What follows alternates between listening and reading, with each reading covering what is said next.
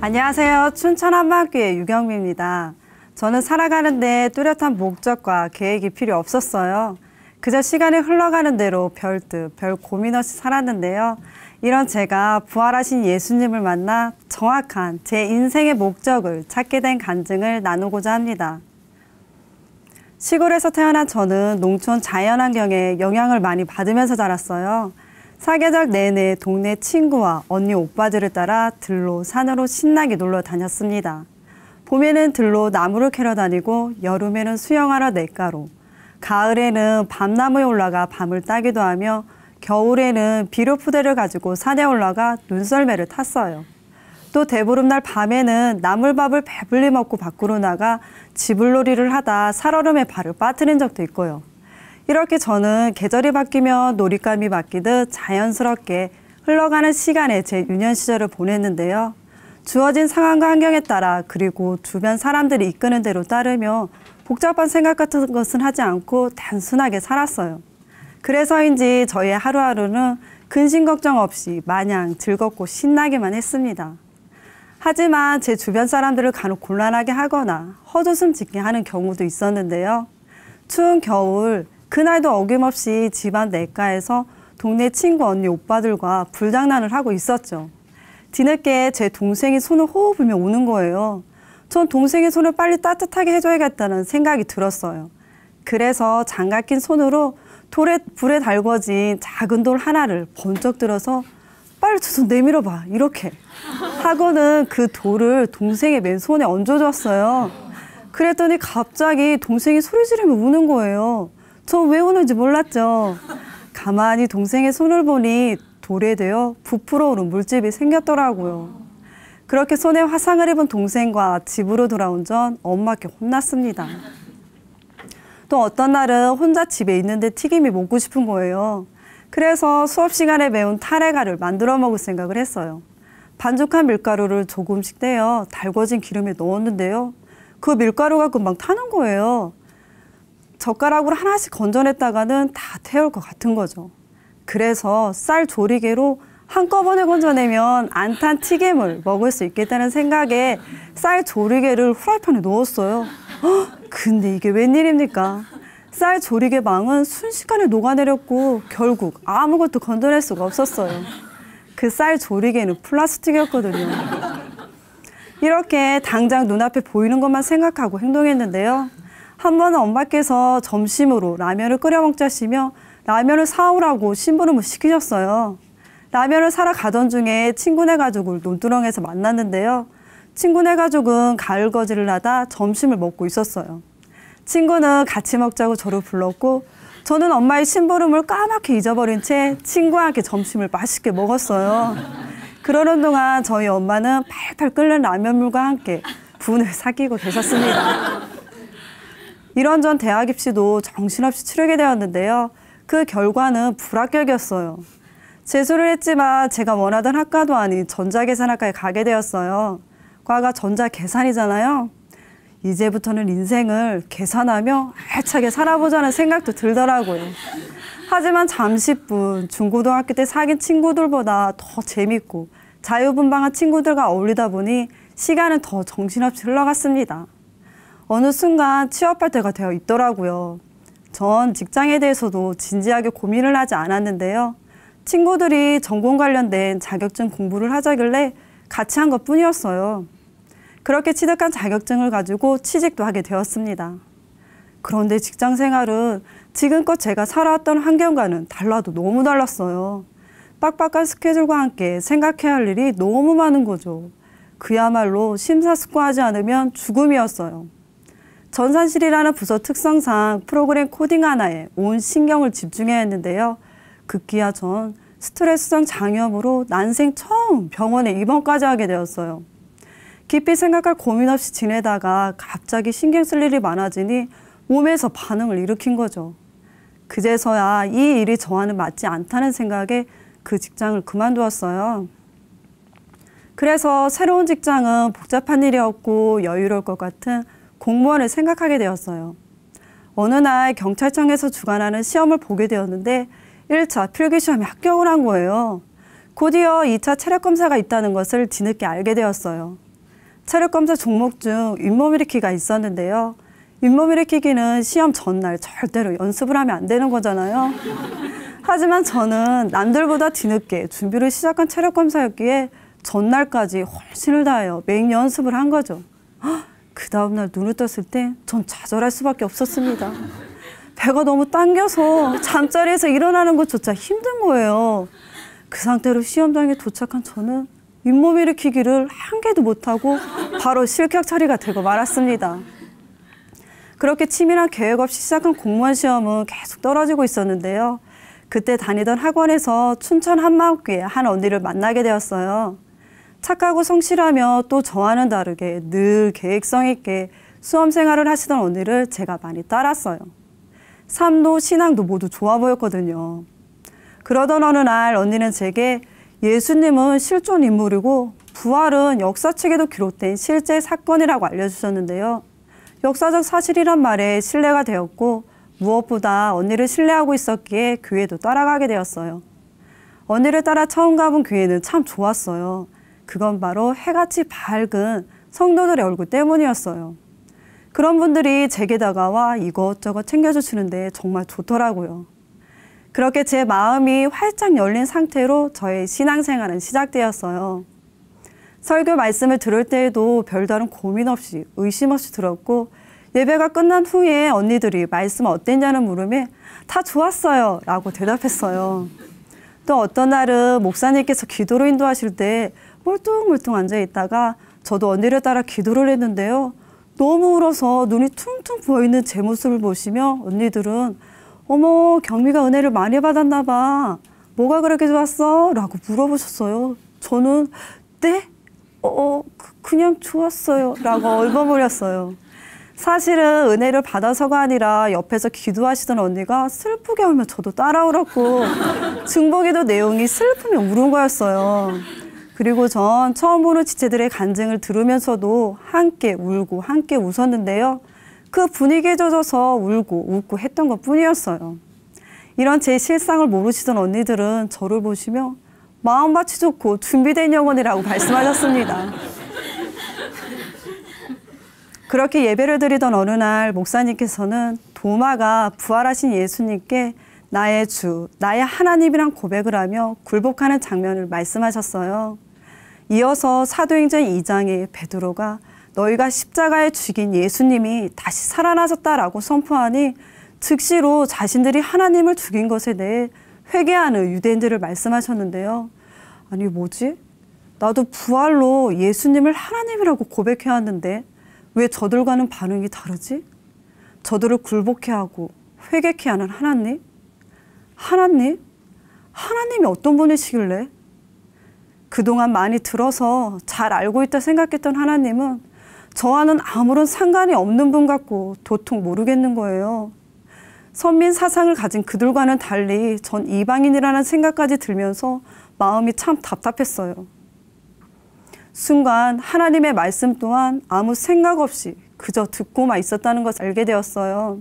이번에는 쉽게 그냥 지나칠 수가 없었습니다. 전 처음으로 진지하게 하나님을 찾기 시작했어요. 이런 제게 일꾼 언니는 사도행전 17장 말씀을 읽어보라고 하셨어요. 전 말씀을 찾아 읽다가 저와 같이 하나님을 모르는 이방인들에게 하나님을 소개하는 구절을 발견했어요. 우주와 그 가운데 있는 만유를 지으신 자, 만민에게 생명과 호흡과 만물을 친히 주시는 자, 우리가 그를 힘입어 살며 기동하며 있다고 말씀하고 있었어요. 아, 하나님이 바로 이런 분이셨구나. 말씀 한마디로 천지를 창조하시고 노아의 홍수 때 세상을 물로 심판하셨던 하나님, 또 모세를 통해 이스라엘을 애굽에서 구해내시며 낮에는 구름 기둥, 밤에는 불 기둥으로 보호하셨던 하나님, 그 밖에도 수백 수천 번의 기적을 보여주신 온 우주보다 크신 하나님이셨어요. 제가 알고 있던 예수님이 바로 이런 분이셨어요. 뭔가 깊이 생각하지 않던 저로서는 예수님은 실존 인물이고 예수님의 부활이 역사라는 사실을 세상에서도 인정하는 것이기에 저도 딱 사실 인정, 거기까지였어요. 예수님을 믿는다고 하면서 여전히 이 세상 가치관을 벗어나지 못한 제가 얼마나 어리석은 자인지 알았습니다. 소경이 소경을 인도할 수 없잖아요. 마찬가지였어요. 이 세상 것으로는 절대로 보이지 않는 하나님을 만날 수도 믿을 수도 없는 거였어요. 하나님의 승부수, 모든 사람들이 믿을 만한 증거, 예수님의 부활을 저도 고민하기 시작했어요. 죽었다가 다시 살아난다? 다시 살아난다고? 이 세상에서는 죽음이 끝인데, 부활 자체가 이 세상 것이 아니구나. 이 세상에서 그 누구도 흉내낼 수 없는 부활은 성경의 예언대로 예수님이 하나님이심을 알 수 있는 표적이었어요. 요한복음에서 예수님이 하신 말씀들이 생각났어요. 나는 하늘로부터 내려온 생명의 떡이다. 나는 위에서 났고 세상에 속하지 않았다. 내가 바로 하나님이다 라고 하셨어요. 역사 속의 실존 인물인 예수라는 33살의 젊은이가 자신을 하나님이라고 했어요. 이사야 말씀처럼 사람이면서 하나님이라는 자가 나타난 거예요. 바로 이 예수님이 성경대로 죽었다가 성경대로 3일 만에 부활하신 거였어요. 부활하신 예수님은 정말 하나님이셨어요. 순간 도마의 고백이 저의 고백이 되었어요. 예수님을 십자가에 못 박아 죽인 유대인들의 심정이 바로 저의 심정이 되었습니다. 하나님, 정말 살아계셨네요. 저는 보이는 이 세상이 전부인 줄 알았어요. 죽으면 끝이라고 생각했어요. 그래서 보이지 않는 하나님의 존재를 듣고도 별 생각 없이, 별 고민 없이 여전히 제멋대로 살았어요.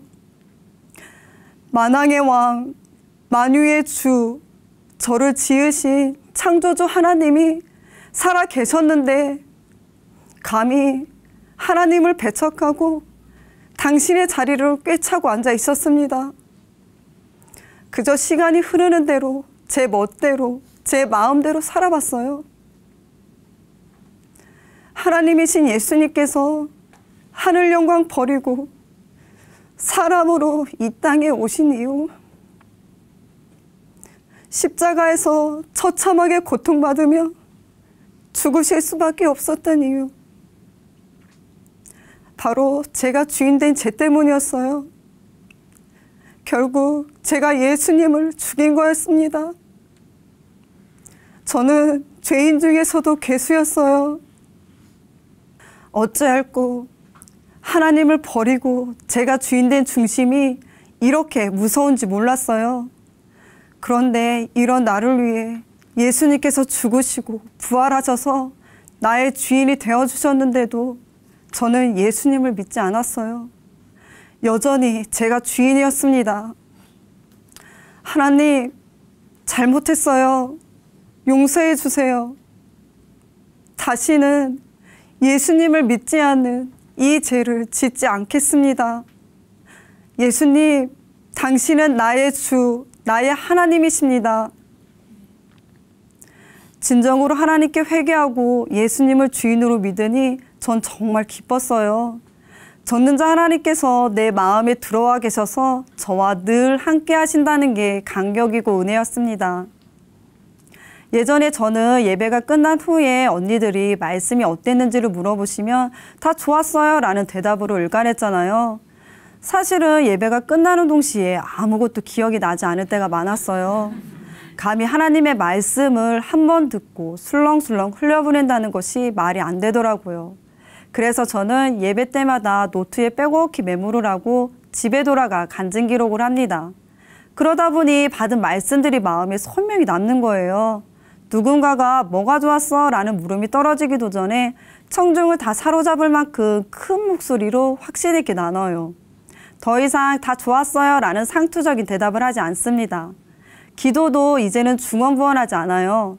기도의 대상이 부활로 선명하니까 제 기도를 다 받아주시는 하나님께 약속의 말씀으로 기도를 하고 있어요. 특히 공동체 아픈 지체들의 중보 기도를 할 때면 예수님께서 채찍에 맞음으로 나음을 입었다는 말씀과 예수님께서 우리의 모든 질병을 짊어지셨다는 말씀으로 큰 확신 가운데 담대히 기도를 합니다. 이렇게 하나님이 제 마음의 주인이 되시니 자연스럽게 이분의 말씀을 대하는 태도와 이분께 드리는 기도가 달라졌습니다. 또 달라진 것 중에 하나는 가족 행사나 명절에 만나는 6명의 조카들을 대할 때예요. 시골집에 내려갈 때마다 조카들과 신나게 놀아주기 바빴는데요. 하나님께서 찾고 계시는 영혼들로 보이니 이제는 함께 예배를 드리기 시작했어요. 매번 무슨 말씀을 전해줄까 이런 생각을 하게 되더라고요. 이번에는 주일학교 유치부에서 배운 색종이로 전도지를 만들어 한 명씩 돌아가면서 전도도 해봤어요. 그런데 8살 된 조카가 사람들에게 직접 전도를 해보자며 마을회관 쪽으로 가보자는 거예요. 다들 찬성했죠. 각자 만든 전도지를 손에 들고 밖으로 나와 줄을 지어 논두렁을 지나 마을회관을 지나 산으로 올라갔어요. 산에 올라가서도 회개하고 예수님을 믿으세요라고 큰 소리로 외쳤습니다. 아무 생각 없이 그저 동네 친구 언니 오빠들을 따라 놀러 다녔던 제가 귀한 어린 영혼들을 리드하며 산에서 눈썰매를 타는 대신 예수님을 믿으라고 외치게 될 줄은 꿈에도 몰랐습니다.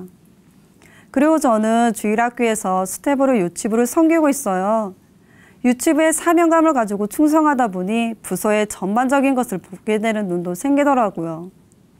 한 번은 부장선생님의 설교 시간에 칠판에 붙인 그림이 자꾸 떨어지는 거예요. 이런 상황은 아이들이 말씀을 받는데 방해가 되었어요.